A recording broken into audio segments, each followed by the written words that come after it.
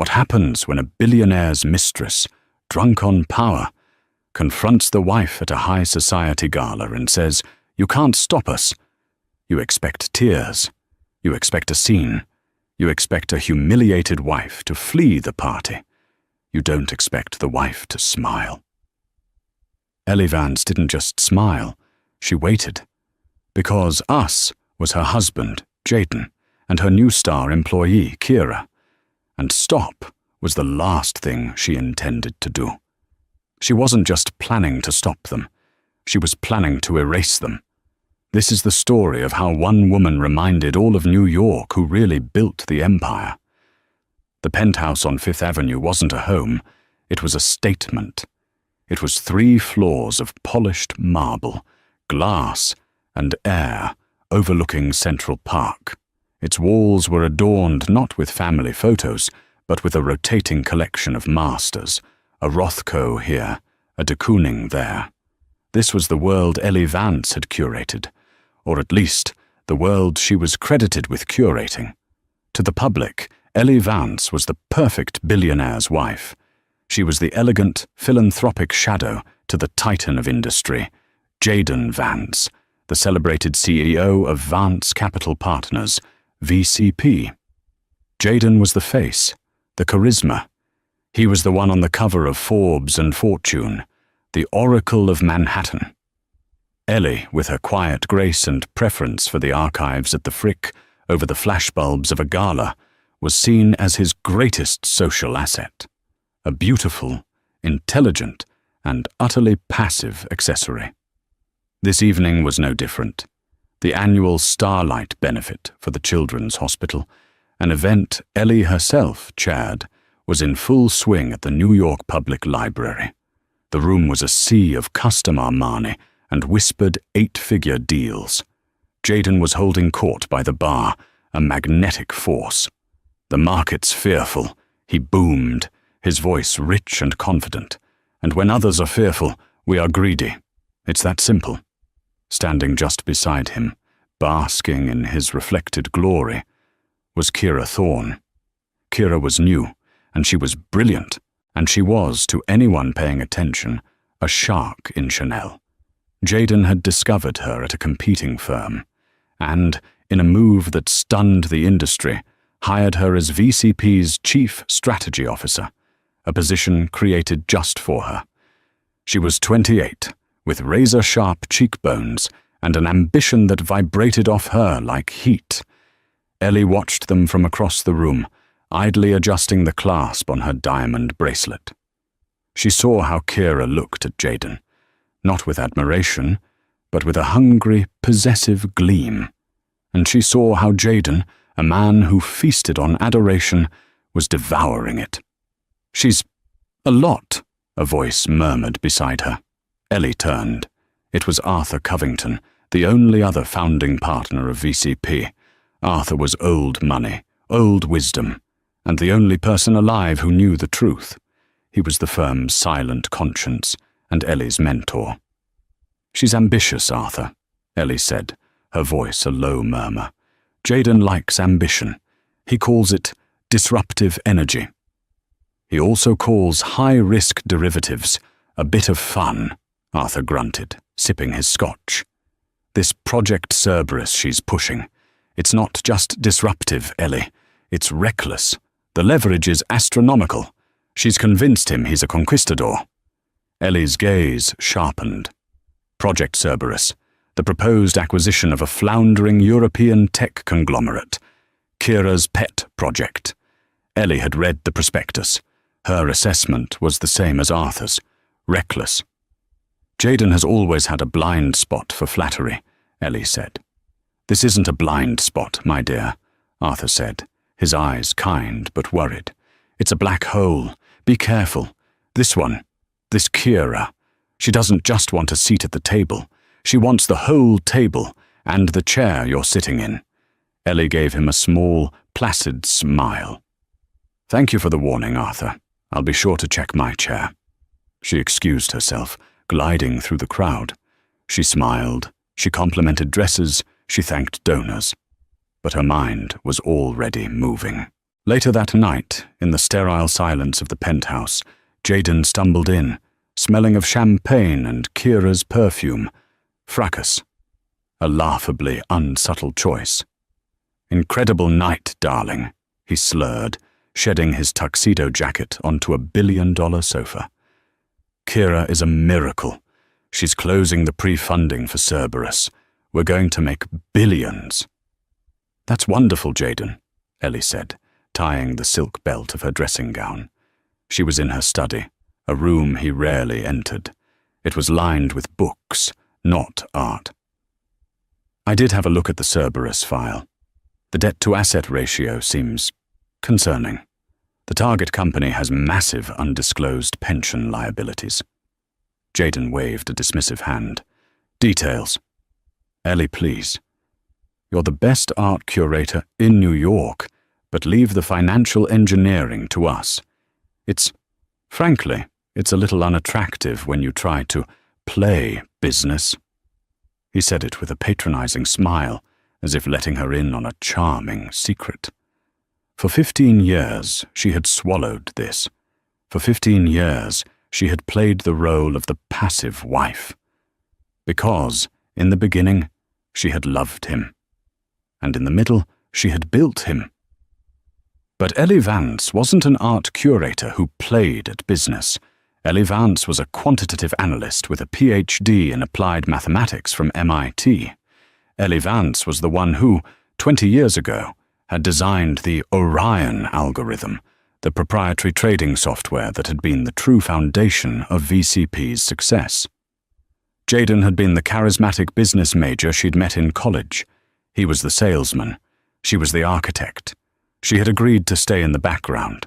She hated the spotlight, and he craved it. It was a perfect partnership, until it wasn't. "You're right, darling," she said, her voice smooth as silk. "It must be the details. I'll stick to the paintings." He beamed, kissed her on the forehead, and headed to the bedroom. "That's my girl." The moment she heard the door close, Ellie sat down at her desk. She didn't open a laptop. She unlocked a drawer and pulled out a simple, matte black terminal. No branding. No logo. She powered it on. The screen flickered to life with a simple, green text command prompt. She logged in. Her username wasn't Evance. It was Architect.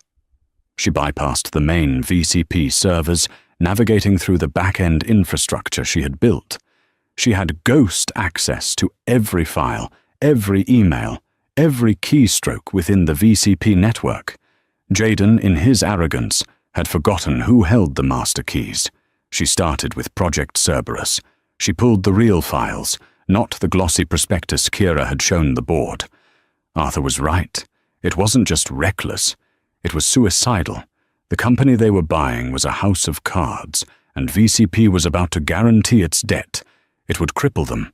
Why? It didn't make sense. Kira was brilliant. She wouldn't make this mistake. This wasn't a mistake. It was a plan. Ellie's fingers flew across the keyboard. She pulled Jaden's corporate expense reports. Dinner at Per Se, $2,000. Cocktails at Bemmelman's, $800. A hotel suite at the Carlyle. Ellie froze. Jaden always stayed at the plaza. He hated the Carlyle. She cross-referenced the date with Kira's calendar. JV strategy meeting. It was a classic, pathetic cliché. But the affair wasn't what made Ellie's blood run cold. She didn't care about the infidelity. That was a dull, predictable human failing. This was something else. She began to dig into Kira Thorne. She found the transfer requests, the consulting fees, the large lump sum payments being wired to an LLC Ellie had never heard of. Thorne Strategy and Acquisitions, LLC, registered in Delaware. Ellie pulled the incorporation documents, the sole signatory, Kira Thorne. And the funding source, a series of wire transfers from a holding company in the Cayman Islands, a holding company that Ellie recognized. It was a parking account for Jaden's personal bonuses. He wasn't just sleeping with her. He was paying her. Millions. Why? Ellie kept digging. And then she found it. The other plan. Project Cerberus wasn't designed to make VCP money. It was designed to fail. The plan was simple, brutal, and devastating. Kira and Jaden would use VCP's capital to buy the toxic Cerberus assets. The acquisition would fail catastrophically within 6 months, triggering the debt covenants. VCP would default. The stock would plummet to zero. The board would be wiped out. And then, Kira Thorne, using the millions Jaden had funneled to her and backed by a mystery partner Ellie couldn't yet identify, would step in.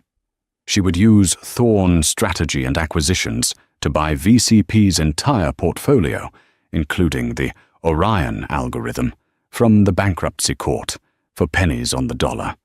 It wasn't an acquisition. It was a hostile takeover, a corporate assassination, and Jaden was in on it. He was going to burn his own multi-billion-dollar empire to the ground, just to get rid of his partners, get rid of his board, and Ellie realized, get rid of her. Ellie sat back, the glow of the green screen illuminating her face. She felt no panic, no tears. The betrayal was so absolute, so audacious, that it transcended emotion. It was simply a problem to be solved. They weren't just having an affair. They were trying to steal her life's work.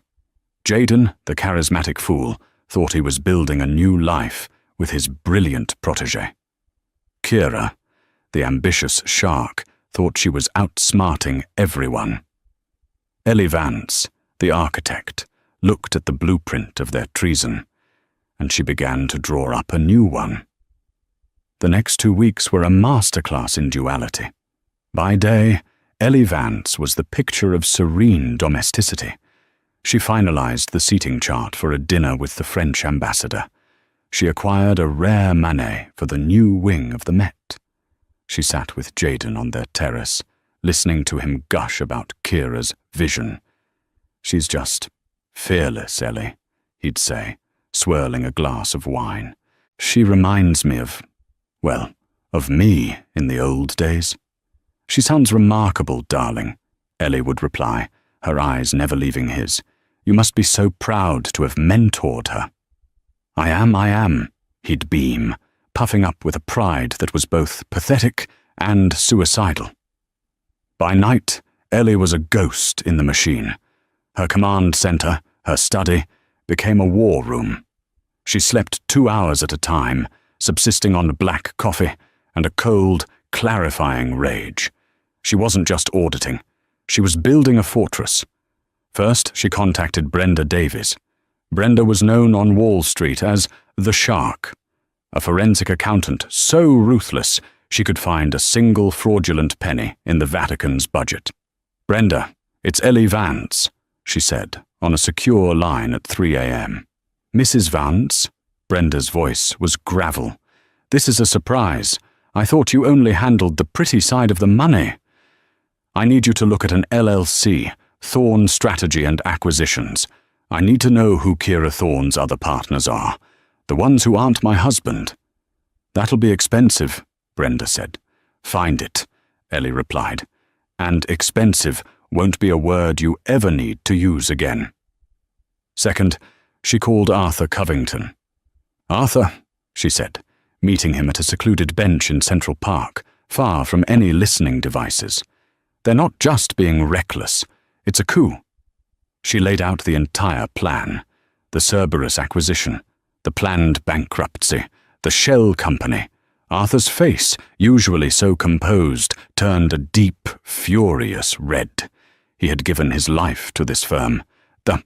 The gall of that little, and Jaden, that fool. "Arthur, I need you," Ellie said, her voice calm and absolute. "Jaden has the board charmed. They think Kira is a rainmaker.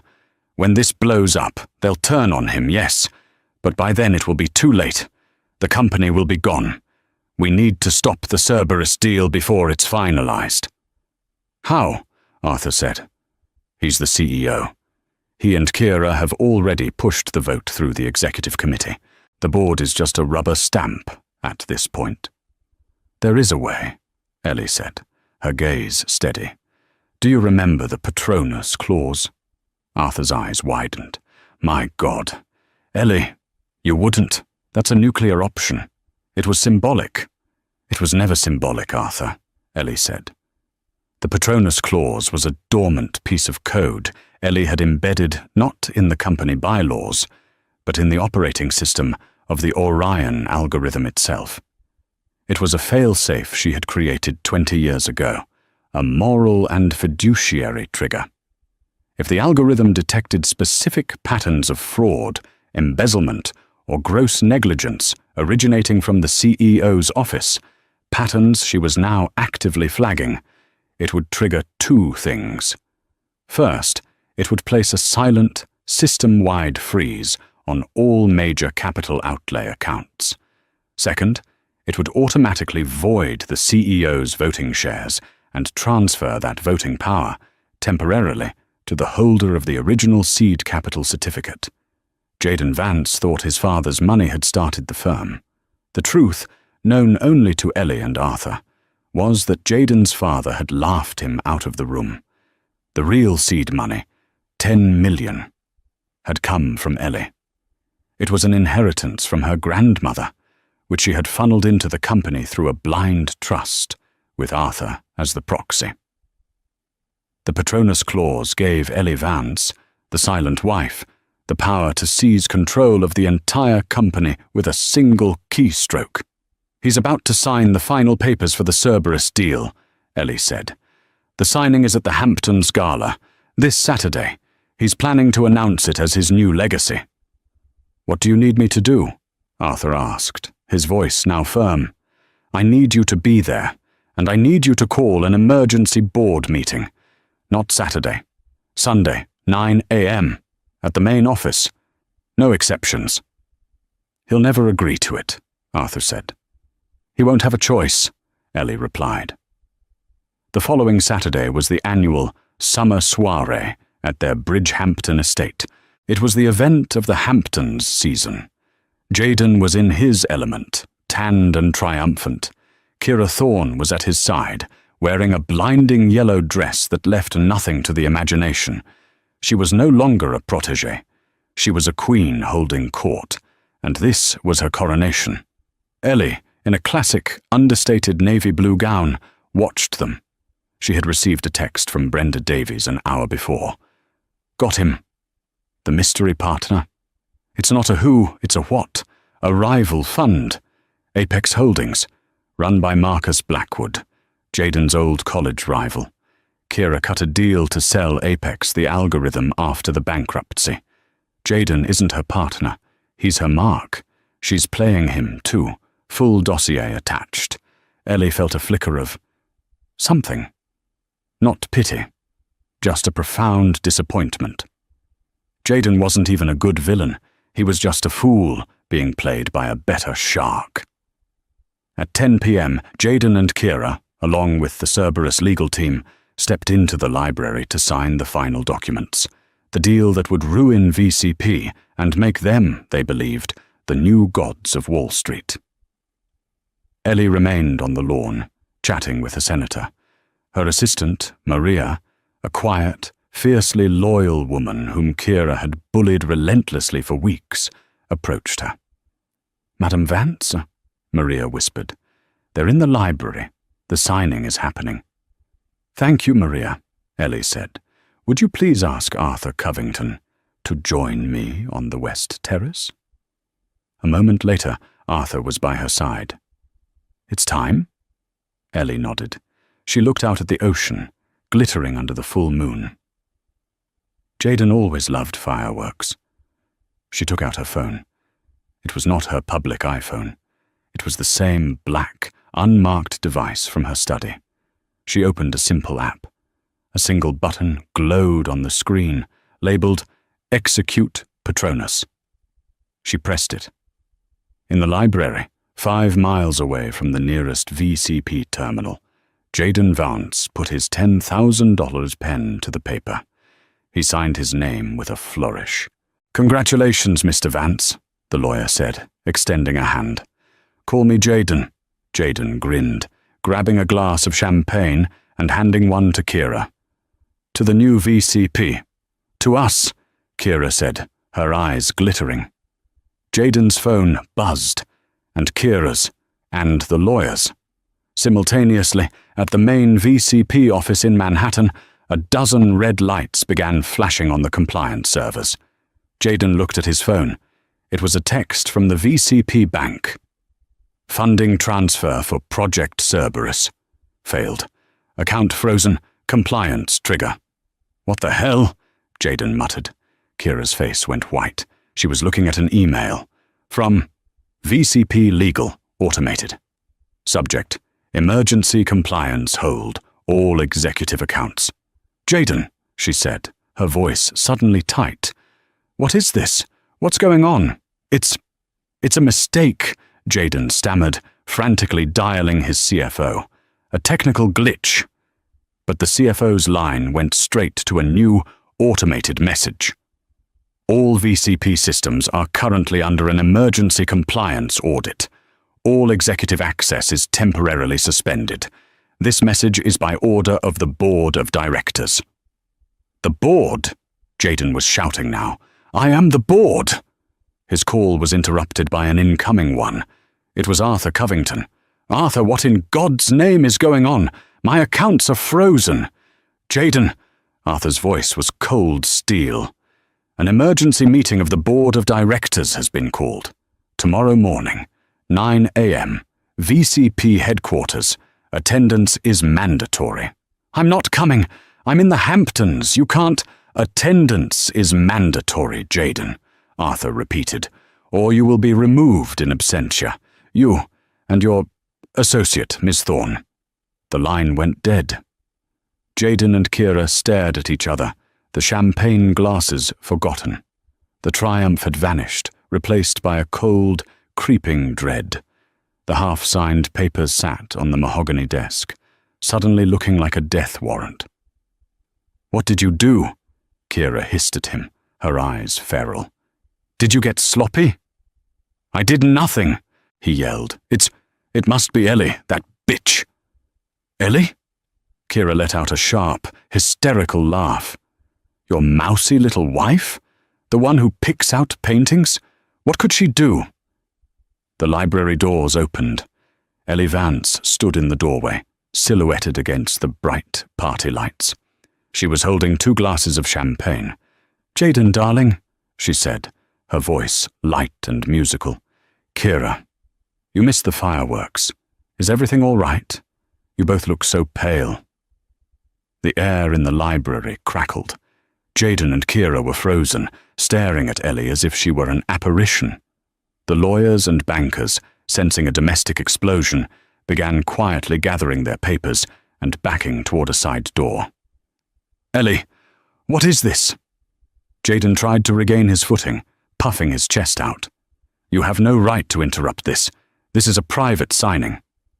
"It was," Ellie said, gliding into the room. She placed the 2 champagne flutes on the table, right next to the now voided Cerberus contracts. "But it seems the party's over. Arthur Covington just called an emergency board meeting. Something about— what was the term? Gross financial malfeasance. Sounds so dramatic, doesn't it?" Jaden's face went from pale to purple. You did this! You stuck your nose into my business." "Our business, Jaden?" Ellie corrected him, her voice still infuriatingly calm. She turned her gaze to Kira. "And your business too, Ms. Thorne. Thorne Strategy and Acquisitions, LLC. A very ambitious name, registered in Delaware. Such a proactive move for a new employee." Kira's mask of terror shattered, replaced by pure, unadulterated venom. The game was up, and she knew it. The only play left was to attack. She stepped forward, her yellow dress a slash of color in the dark room. She was taller than Ellie, younger, and she used every inch of it, crowding Ellie's space. You think you're clever, don't you? Kira sneered. Going through my private files, you pathetic, jealous relic. You think freezing one account stops anything? I don't know what you're talking about, Ellie said, adopting a look of perfect, wounded innocence. Oh, stop it! Kira shrieked, her voice cracking. Stop pretending to be the fragile little wife. We know you did this. But it doesn't matter. She grabbed Jaden's arm, yanking him to her side. He looked like a bewildered ox. It's over, Ellie, Kira announced, her voice rising, loud enough for the departing lawyers to hear.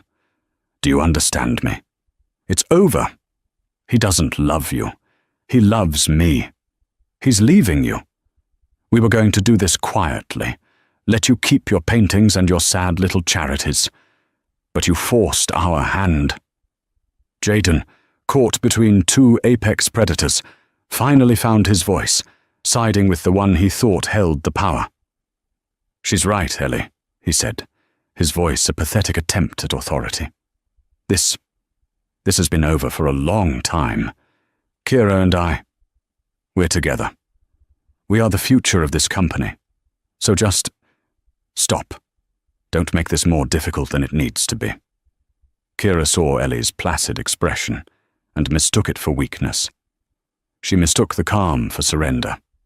Drunk on her own perceived victory, she moved in for the kill. She leaned in, her face inches from Ellie's. Her voice dropped to a triumphant, venomous whisper. He's mine. The company is mine. You are nothing. And there is not a single thing you can do to stop it. You can't stop us. There it was. The moment. The pivot on which the rest of their lives would turn.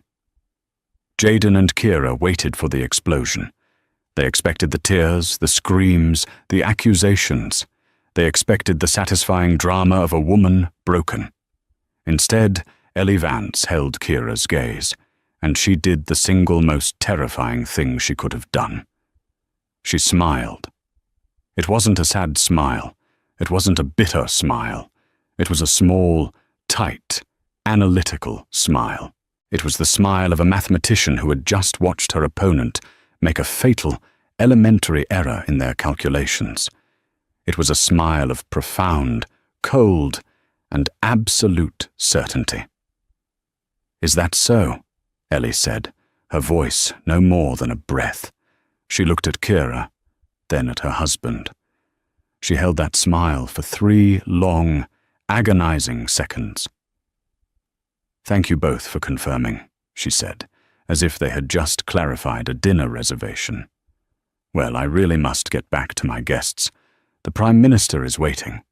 She turned, her navy blue gown rustling.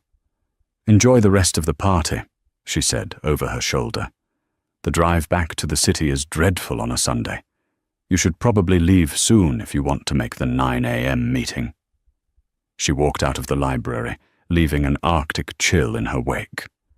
Jaden and Kira were left standing alone in the silent room. The bravado evaporated, leaving only Kira's hissed, "What was that?" She's bluffing," Jaden said, but he was already sweating through his linen suit. "She's trying to scare us." "That wasn't a bluff," Kira said, her mind, for the first time, racing with genuine fear. "That was something else." "What does she know, Jaden?" "She knows nothing," he roared, panicked. "She's a socialite. She buys art and plans parties. She doesn't know the first thing about the Patronus clause or the algorithm." "The what?" Kira asked, her head snapping toward him. "The what clause?" Jaden's face went utterly blank with horror. He had just made his second fatal mistake. "Nothing," he stammered. An old piece of code. It's nothing." Kira stared at him. "You idiot," she whispered. "You absolute, useless idiot. She's been playing you. She's been playing both of us." Kira grabbed her phone and sprinted from the room, frantically dialing Marcus Blackwood at Apex Holdings. "Marcus, we have a problem. A real problem. The wife. I think the wife is architect." The line was silent for a moment. Then Blackwood's cold voice came through. "If Ellie Vance is architect, Ms. Thorne, then you are not in a problem. You are in a liquidation. Do not contact me again." The line went dead. Kira Thorne stood on the immaculate lawn of the Hamptons estate, the party's laughter drifting over her, and for the first time in her life, she understood what it felt like to be well and truly, and completely, finished. While Kira and Jaden were descending into a spiral of panicked accusations, Ellie Vance was not celebrating. She was working.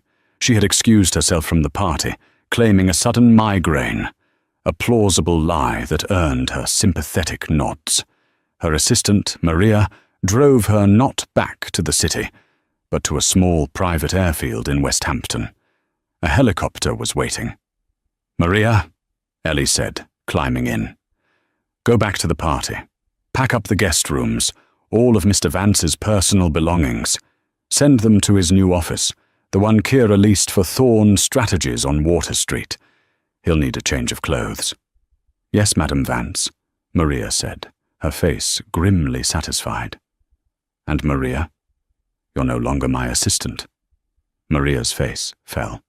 "You're my new chief of staff. I'll need you at the office at 7 a.m.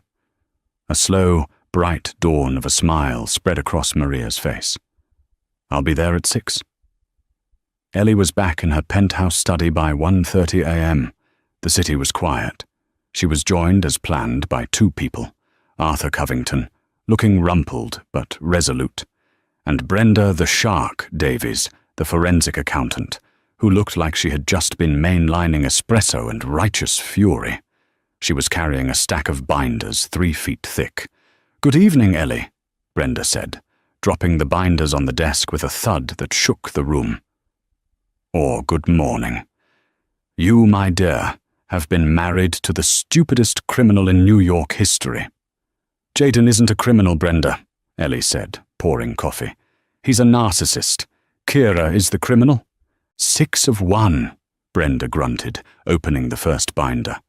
"Here's the fun part. Your husband wasn't just sleeping with Ms. Thorne, and he wasn't just paying Ms. Thorne. He was being blackmailed by Ms. Thorne." Ellie paused, the coffee pot in her hand. "What?" "Oh yeah," Brenda said, tapping a document. "Kira didn't just stumble onto this Project Cerberus deal. She's been working with Marcus Blackwood at Apex for 6 months before she ever even met Jaden. She was a Trojan horse. She targeted him, got him into let's call it a very compromising position in a hotel in Geneva. Photos, videos, the whole 9 yards. Ellie closed her eyes. It was even uglier than she'd imagined. "So Kira blackmailed him into hiring her?" Arthur asked, disgusted. "Not at first," Brenda said. "At first it was just a classic honey trap. She had him. Then she pitched him the Cerberus deal. 'Jaden, darling, we can have it all. We can burn this company, take the algorithm and build our own new empire. We'll be gods.' He, being an idiot in love, agreed. He thought it was his idea."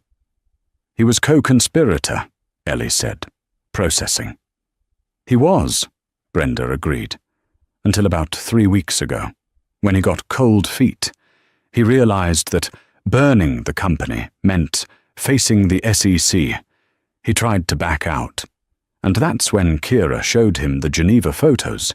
She switched from partner to blackmailer. She forced him to go through with the signing tonight. He was trapped. He was going to lose his company, his wife, and his reputation either way. This way, he thought he might at least end up with the girl. And she, Ellie finished, was planning to take the algorithm, feed him to the SEC, and run straight to Marcus Blackwood.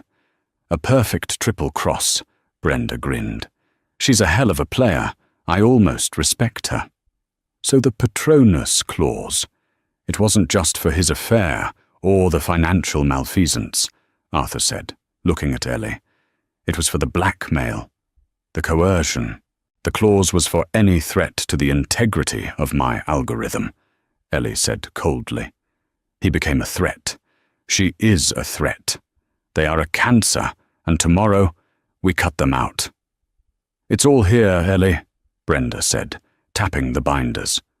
Wire transfers, the blackmail files, which I recovered from Kira's deleted cloud storage, the contracts with Apex Holdings, the real Cerberus financials, which show she wasn't just buying a failing company, she was personally shorting its stock before she even pitched the deal.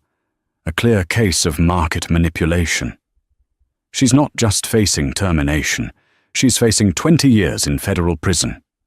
And Jayden? Ellie asked. Jayden is the world's most pathetic victim, Brenda sighed. He's guilty of conspiracy to commit fraud, yes. But a good lawyer will paint him as Kira's dupe. He'll be ruined. He'll lose his license. He'll be a pariah. But he'll probably stay out of jail. Ellie was silent for a full minute. She looked at the evidence, the ugly, sordid, pathetic story of her husband's downfall. All right, she said. Her voice was final. Brenda, you've done a masterful job. Have these binders copied. One for every member of the board. One for the SEC and one for the U.S. Attorney's Office for the Southern District of New York. With pleasure, Brenda smiled. Arthur, Ellie turned to her mentor. You know the board. General Harrison will be angry about the dishonor. The Duchess will be furious about the risk. They will all be terrified of a scandal. They'll want to bury it, Ellie, Arthur warned. They'll want to fire Kira quietly, let Jayden retire for health reasons. They'll want to protect the firm's name. They'll want you to go back to being the quiet wife, to keep the illusion. I know, Ellie said. She stood up and walked to the window, watching the first grey light of dawn break over the city. They think the firm's name is Vance. They're about to be reminded that the firm's foundation is architect, and the architect is done with illusions. She turned back, her face set. Let's go to work. We have a board meeting to prepare. At 8:45 a.m. on Sunday, the main boardroom on the 50th floor of the VCP building was tense. The full board was present, a rare occurrence. They had been flown in on private jets, summoned by Arthur Covington with a one-line message. The integrity of the firm is at stake. There was General Marcus Harrison, a retired 4-star general whose presence lent an air of old-world gravity. There was the Duchess of Ashworth, an early European investor who rarely spoke, but whose opinion held immense weight. There were 3 other senior partners, all looking confused and furious at having their weekends interrupted. They were all murmuring, asking Arthur what was going on. Arthur simply said, "You will see." At 8:55 a.m., the elevator doors opened. Jayden Vance and Kira Thorne stormed in. They had clearly driven through the night. Jayden's linen suit was a roadmap of wrinkles. Kira had tried to repair her makeup, but her eyes were red-rimmed and hollow. They looked less like executives and more like fugitives. "Arthur, what is the meaning of this?" Jayden blustered, trying to take his usual seat at the head of the table. "My accounts are frozen. You've cost us the Cerberus deal. You're going to be hearing from my lawyers." Kira, trying a different tactic, adopted a look of strained professionalism. "Gentlemen, Duchess, I apologize for this internal drama. There has been a misunderstanding, a technical glitch. We can have the Cerberus deal back on track by Monday." "Please, sit down, Ms. Thorne," Arthur said, his voice cutting through her. "Both of you. Over there." He pointed to 2 chairs on the side, away from the main table. The guest chairs. "I will not be," Jayden began. "Sit down." General Harrison's voice was a parade ground command that made Jayden flinch and, instinctively, sit. Kira, seeing she had no choice, sat stiffly beside him. The room went silent. The clock on the wall ticked to 9 a.m. The main boardroom doors opened again. Ellie Vance walked in. She was not dressed for a gala or a charity lunch. She was wearing a perfectly tailored dark grey power suit. Her hair was pulled back in a severe, elegant chignon.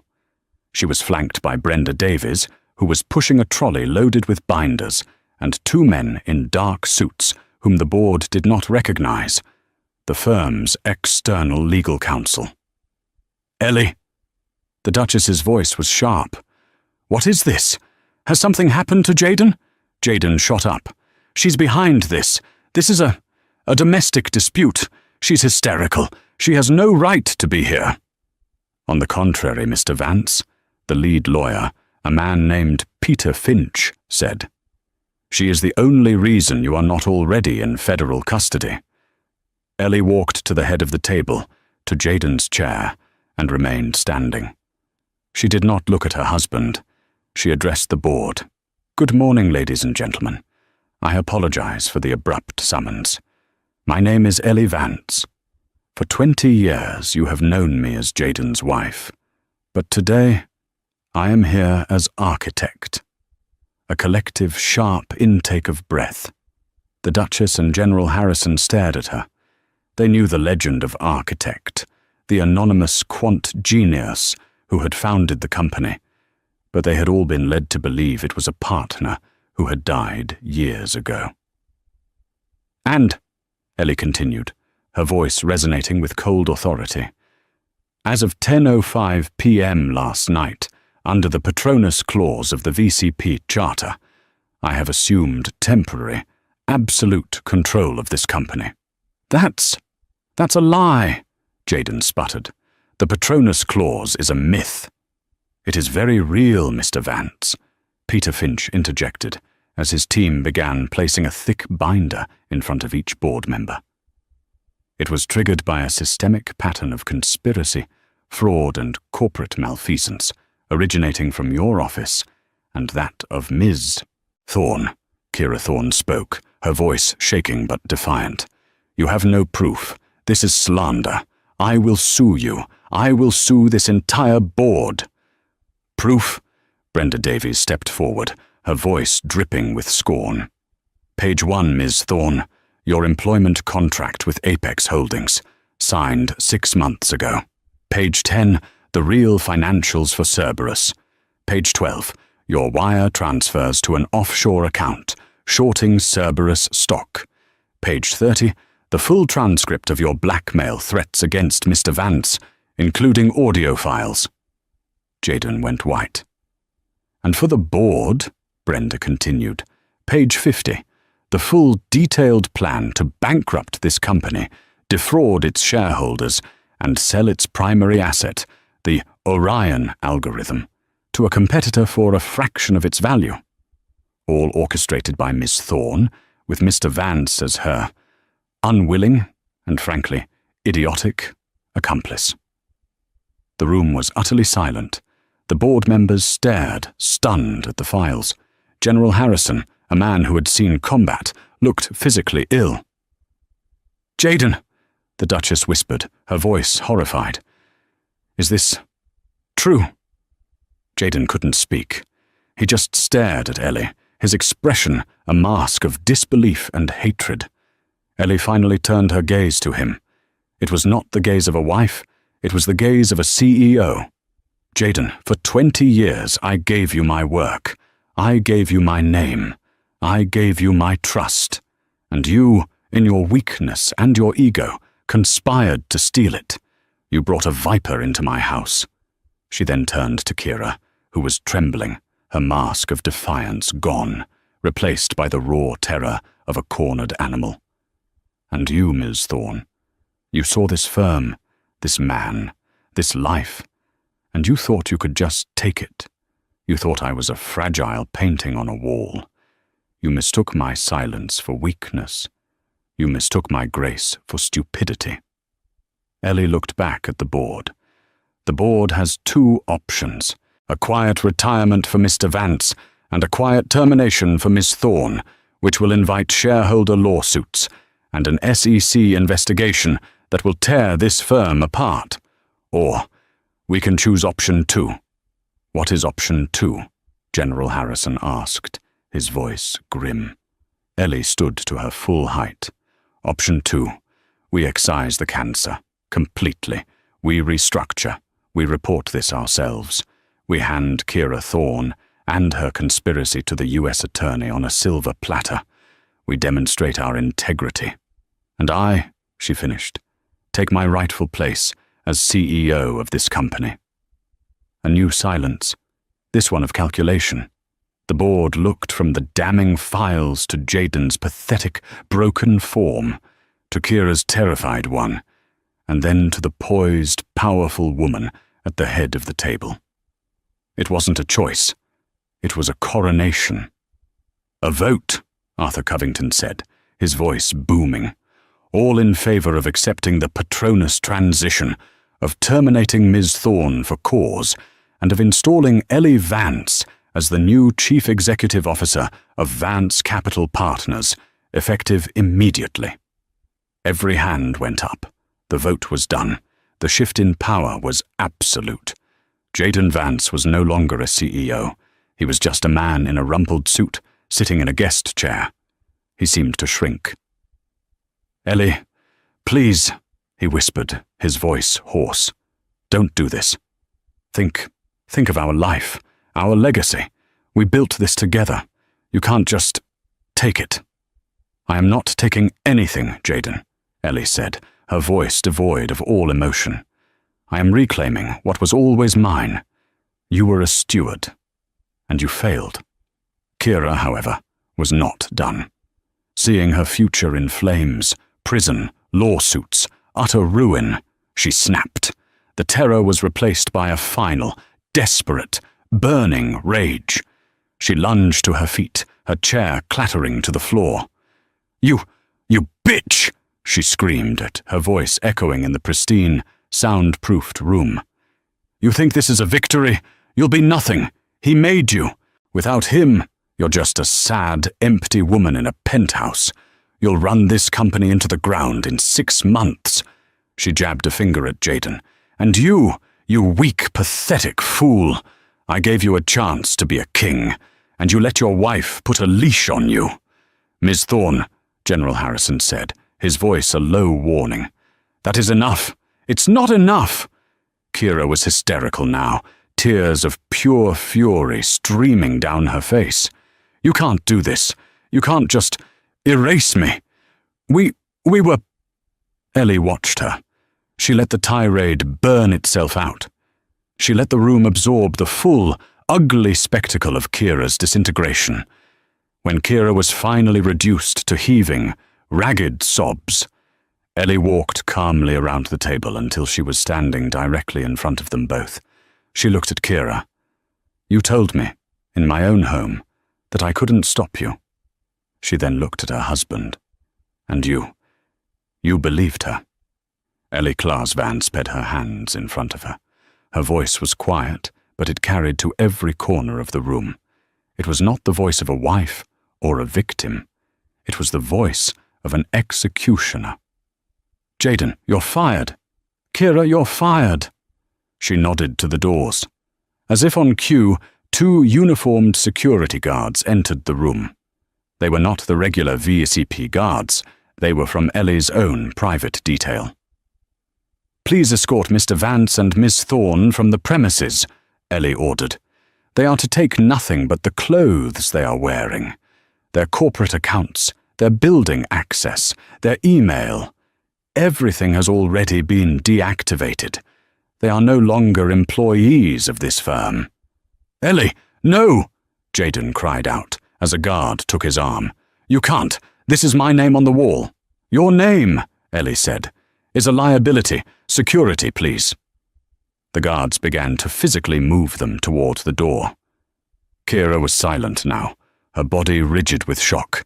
Jaden was a babbling, pleading mess. As they reached the elevator bank, the doors to the executive suite opened, and Maria, Ellie's new chief of staff, stepped out. She was holding a single, small, brown cardboard box. She walked past the struggling Kira and stopped in front of Jaden. She held out the box. "Mr. Vance," Maria said, her voice clear and professional. "Your personal effects." Jaden, bewildered, looked inside. The box contained 3 items: a half-dead succulent that Kira had told Maria to throw out weeks ago, a small framed photo of Jaden and Ellie from their wedding, which he had replaced in his office with a magazine cover of himself, and a cheap, ceramic, world's best boss mug his first assistant had given him 20 years ago. It was the ultimate, crushing humiliation. The sum total of his legacy. Jaden stared at the box, and something inside him finally, truly, broke. He stopped fighting. The guards led him into the elevator, a hollow shell of a man. Kira gave Ellie one last look, a look of pure, toxic hatred that promised 1,000 years of revenge. Ellie just met her gaze, unblinking, until the elevator doors slid shut. Ding. They were gone. Ellie turned back to the boardroom. The board was silent, watching her. She walked back to the head of the table. She straightened her suit jacket. She looked at her new board of directors, her face all business. "Ladies and gentlemen," CEO Ellie Vance said, "we have a lot of work to do. Let's talk about the future." The fallout was immediate and spectacular. The Wall Street Journal headline the next morning screamed, "Vance Capital Shakeup, CEO Jaden. Vance out, wife Ellie Vance in. Architect revealed." The story of the socialite wife, who was secretly the firm's quant genius, was an international sensation. But Ellie Vance had no time for media. She was in cleanup mode. Her first act as CEO was an all-hands meeting. The entire company gathered in the atrium, terrified, expecting mass layoffs. Ellie stood before them, not with the false charisma of Jaden, but with the quiet, intense focus of a surgeon. "Good morning," she said. "My name is Ellie Vance. You knew me as Mrs. Vance. Today I am your CEO. Let's not waste time. Vance Capital Partners was built on 2 things: integrity and intellect. We have, for a short time, been lacking in both." She laid out her plan. "Project Cerberus is dead. All assets related to it are being unwound. Our firm is cooperating fully with the U.S. Attorney's Office and the SEC regarding the criminal actions of Kira Thorne." A gasp went through the crowd. There will be no retirements. There will be no golden parachutes. We do not reward failure or fraud. Ms. Thorne has been terminated for cause. Mr. Vance has been terminated for gross negligence and breach of fiduciary duty. The shock in the room was palpable. It was a public execution. "But this," Ellie continued, her voice rising, "is not an end. It is a cleansing. Jaden Vance's vision was reckless. Kira Thorne's was criminal. My vision is the one that built this firm. We are returning to the Orion principles. We will be smarter, faster, and more transparent. Anyone who was part of Ms. Thorne's inner circle of sycophants, your keycards will not work this afternoon. Anyone who is here to work, to build, and to win, your real work starts now." She didn't smile. She didn't ask for questions. She just nodded and walked off the stage. The message was clear. The party was over, and the master was home. The financial world, expecting VCP to collapse, watched in awe. Ellie didn't just stabilize the firm, she made it thrive. She cut all the toxic, high-leverage cowboy projects Jaden had loved. She reinvested heavily in the Orion algorithm. She launched a new, multi-billion-dollar green energy fund that was both ethical and massively profitable. Within 6 months, VCP's stock was up 30%. And what of Jaden and Kira? Kira Thorne's case was swift. Faced with Brenda Davies' mountain of evidence, the blackmail, the market manipulation, the conspiracy, she had no defense. Marcus Blackwood and Apex Holdings cut a deal and testified against her to save their own skins. She was found guilty on multiple counts, including wire fraud and conspiracy, and sentenced to 15 years in a federal penitentiary. Jaden Vance was ruined. The divorce was quiet and brutal. Ellie kept everything: the penthouse, the art, the company. Jaden, stripped of his licenses and his reputation, was left with a single, small bank account Ellie had forgotten to freeze, containing just enough for him to rent a small apartment in New Jersey. He became a ghost, a where-are-they-now cautionary tale. The final scene took place 1 year later. Ellie was in her office, the CEO's office. It was redecorated. The heavy mahogany and animal heads Jaden loved were gone. It was now minimalist, clean, and dominated by a single, massive data screen showing global market flows. Her chief of staff, Maria, walked in. "Madam Vance," Maria said. "2 items. First, the U.S. Attorney's Office called. Kira Thorne's final appeal was denied. She's been transferred to the federal prison in Danbury." Ellie nodded, her eyes not leaving the data screen. "Thank you." "Second," Maria continued, a small smile playing on her lips. "Forbes is on line 1. They have finalized their list for the world's most powerful women. You are on the cover. They need to schedule the photo shoot." Ellie finally looked up. She looked past Maria, out the window, at the New York skyline, a city of sharks and kings. She had been a wife, a shadow, and a ghost. Now she was the queen. She didn't smile. She just nodded, all business. "Tell Forbes I can give them 20 minutes on Tuesday. Now patch me through to the Tokyo Fund. I want to talk about our new acquisition." The empire was stable, stronger, and unequivocally, unassailably hers. The empire was hers. The power was hers. The victory was hers. Jaden and Kira learned the hard way. Never, ever underestimate the person who signs the checks and who wrote the code that makes the checks. They thought they were taking over a company. They forgot they were just employees in Ellie's world. What did you think of Ellie's ultimate power move? What would you have done? Let me know in the comments below. If you love stories of justice and ultimate revenge, make sure you hit that like button, share this video with someone who needs to see it, and subscribe for more true-life dramas every single week. Don't miss what's coming next.